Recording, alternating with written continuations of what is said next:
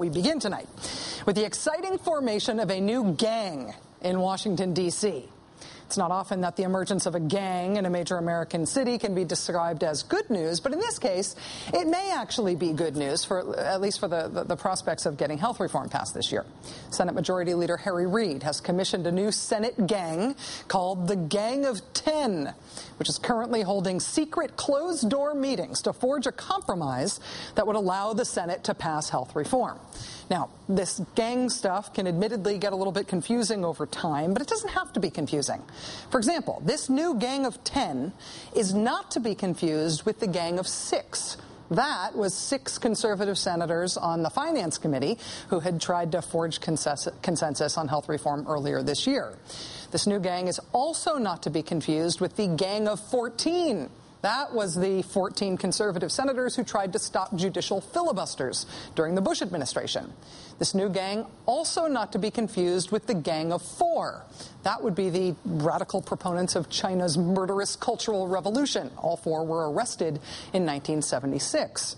This new gang also not to be confused with the other Gang of 4, the awesome British post-punk band.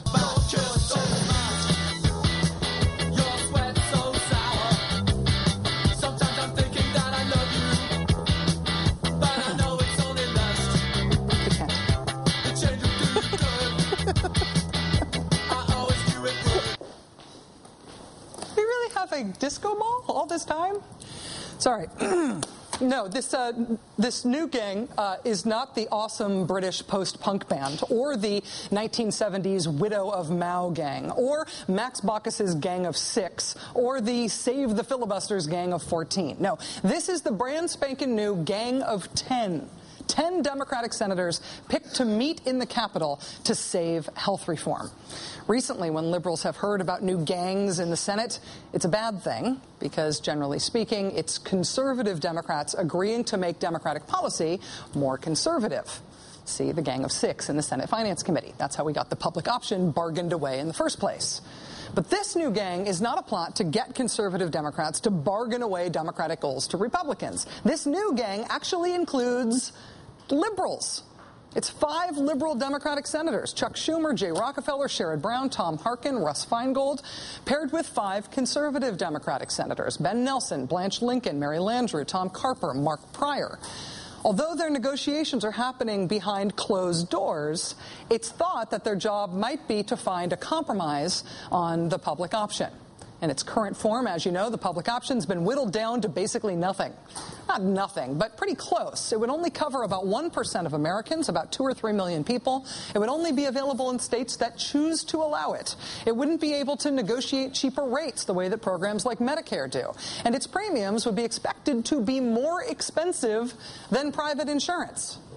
Still, Connecticut Senator Joe Lieberman says he will filibuster all of health reform and block any reform at all if even that lame public option stays in. Liberals on the Gang of 10 may therefore have been charged with bargaining to get some progressive concessions in exchange for the now super compromised weak public option. If that's true, what might they get in return for it? Well, among the ideas that have been floated so far are expanding Medicare. Medicare is so popular among the people who are on it now that Republicans have recently been put in the awkward position of defending it after having attacked it for generations. Right now, you can only get Medicare if you're age 65 or older. Sam Stein at Huffington Post reporting today that one idea being floated to inspire some progressive faith in health reform again would be to lower the Medicare eligibility age to 60 or to 55. Another option out there is giving more Americans access to the choices that members of Congress have for health insurance.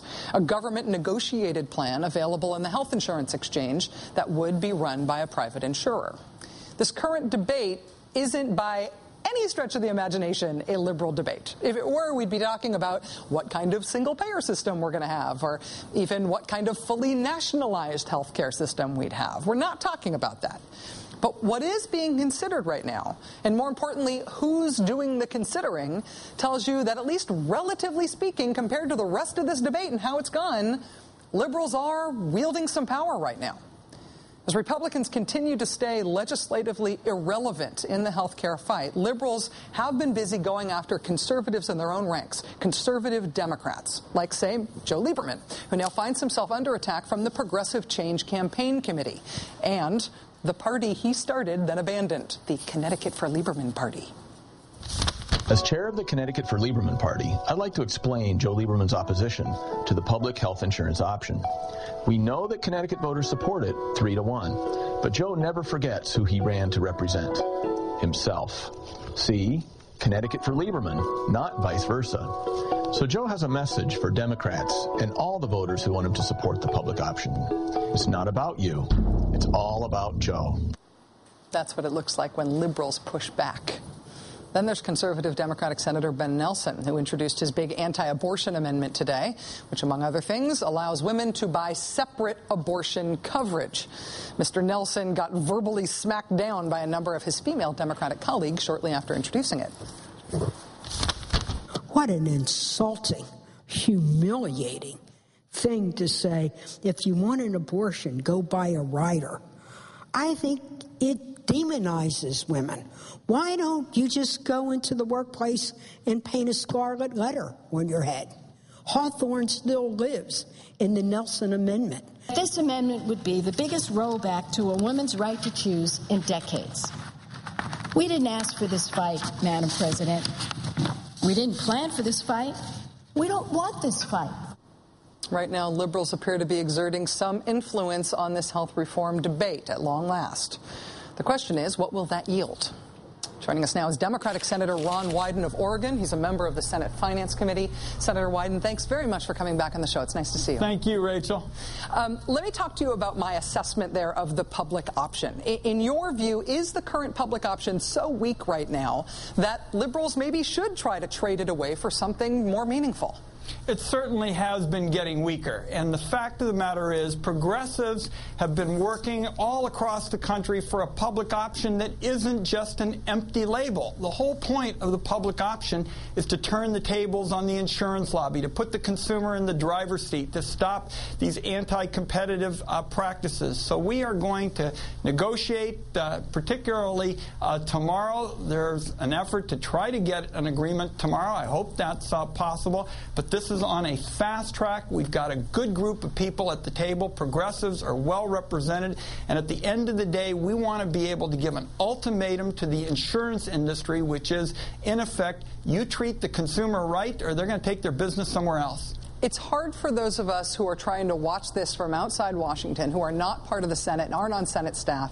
It's hard for us to know what exactly the dynamics are within the debate. Are you saying right now that the dynamics are such that the public option could get stronger? From outside Washington, it feels like the public option might go away. The people that are at the table, you listed a number of progressives, are people who have fought in the trenches for the grassroots of this country. They have put a lot of time in this. They've been spending their political capital, mobilizing folks in their communities. These are not people who are going to go quietly into the night. I mean, the idea of just taking what we have today, this network of private insurance companies that engage in outrageous practices, and slapping some sticker on it and calling it a public option, that's not going to be acceptable to the progressive folks who are at the table. We are going to insist on real reform, and I believe we've got a good chance to get it. Would you support the idea of Medicare being made available to people who are younger than age 65? I'm certainly open to that. Here are some of the issues. First of all, Rachel, we've got to understand folks between 55 and 64 today, and 65 are essentially in a world of hurt. I mean, many of them have faced layoffs in a tough economy. They get discriminated against in the insurance market. Certainly giving them a boost makes some sense. The only consideration I have is I don't want to forget about somebody who's 47 or 48. I mean, if we can make sure that there's real reform in the private insurance market and get some help for those who are over 55 but before Medicare, that would be real reform. On the issue of abortion, your colleague, Senator Ben Nelson, did introduce his anti-abortion amendment in the Senate today. It mirrors the one that had been passed by the House. Does abortion still have the potential to really blow up unity in the Democratic caucus? Look, we are a big tent. We are stretching that tent to try to make sure that we get everybody under it. Ben Nelson is very sincere in his views, but I'm against the amendment. I think it is a slippery slope. Look, we have a rough consensus in this country. We protect Roe versus Wade. There isn't public funding of abortions, and unfortunately, the Nelson amendment would unravel that consensus. This would be a great mistake to pass this amendment and roll back the clock on women's rights. Do you think that there's any potential that the Nelson language will pass? No. I think that particularly based on today's debate, I expect we'll have supporters on both sides of the aisle. Look, this is a critical question with respect to privacy as well. There's great concern among folks on the far right about government getting too big. Why in the world would you want to let big government make these decisions that now belong to women? Democratic Senator Ron Wyden of Oregon, thanks for shedding some light on what's going on in Washington tonight. I appreciate it. Thank you.